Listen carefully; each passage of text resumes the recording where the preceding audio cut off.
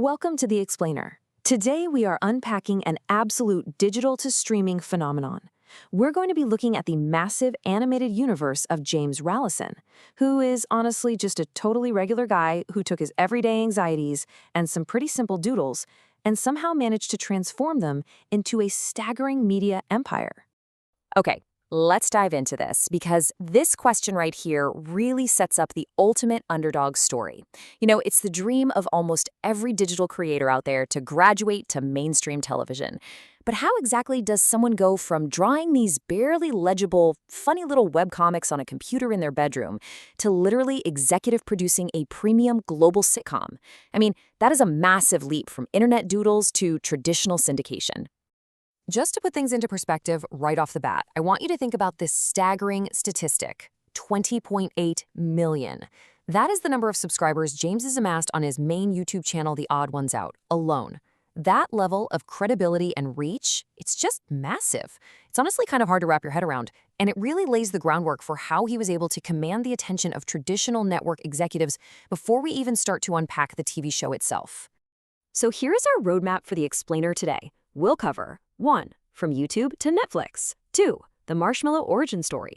3. Building an animation empire. 4. Welcome to Dirt, Arizona. And finally, 5. The new media blueprint. Starting off with Section 1. From YouTube to Netflix. The ultimate crossover. Moving right along to Section 2. The Marshmallow origin story, humble beginnings. Look at how incredibly systematic this progression is. Back in May 2012, for his 16th birthday, an aspiring teen cartoonist named James receives a digital drawing tablet. Just 1 month later, he publishes his very first webcomic to Tumblr. By 2014, he successfully transitions those comics into a YouTube channel.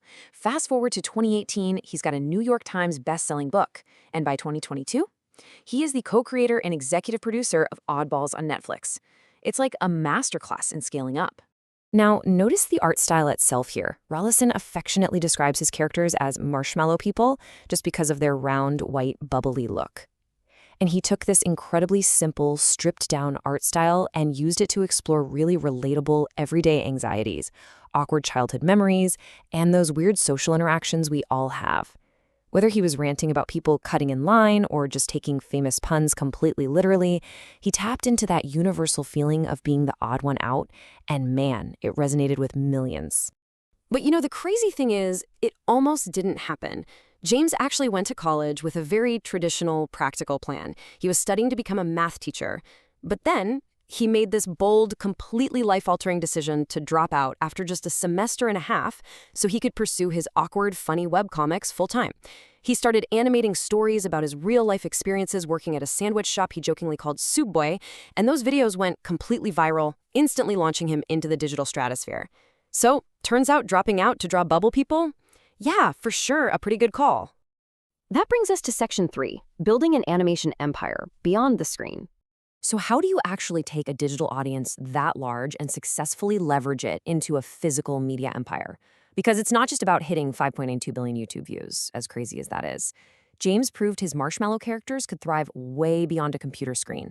He released multiple books, like How to Be Cool and Other Things I Definitely Learned from Growing Up, which, as we mentioned, became a New York Times bestseller.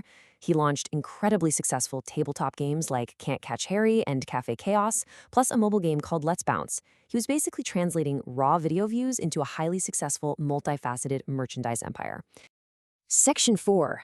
Welcome to Dirt, Arizona. Expanding the universe.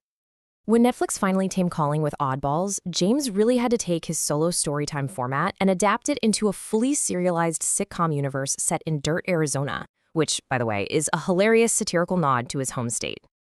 In Oddballs, James voices the main character, his own marshmallow avatar. But now he's flanked by some truly wacky friends. We've got Max, who's a dim-witted talking crocodile, Echo, a time-traveling girl who comes from a future totally devoid of processed foods, and characters like their teacher, Mr. McFly. The whole universe expanded practically overnight. And the exact procedural steps of building this show were honestly brilliant. First off, Netflix allowed him to keep his signature, simple bubble style rather than over-polishing it into something unrecognizable.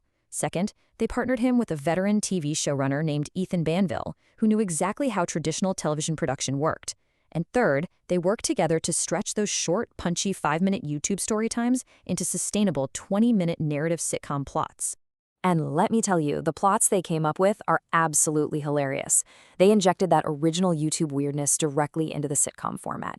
We are talking about completely bizarre premises, like robotic 3D printer grandmas, or one of the absolute standouts, a brilliantly funny storyline about a participation trophy scam, where the school literally downsizes student lockers just to fit more worthless trophies.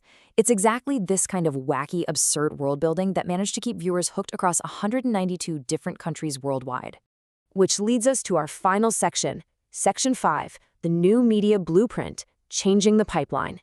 So what does James Rallison's journey actually mean for the broader future of entertainment, and for any aspiring creators watching this right now? Well, the absolutely crucial point is this quote right here.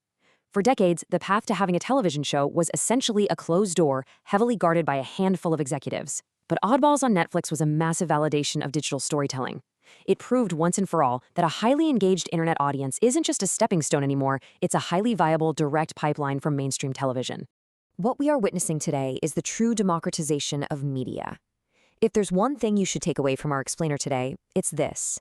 This is the modern shift where a teenager, drawing on a birthday tablet in his bedroom, can publish online, find his people, and systematically bypass traditional Hollywood gatekeepers to create a global media empire.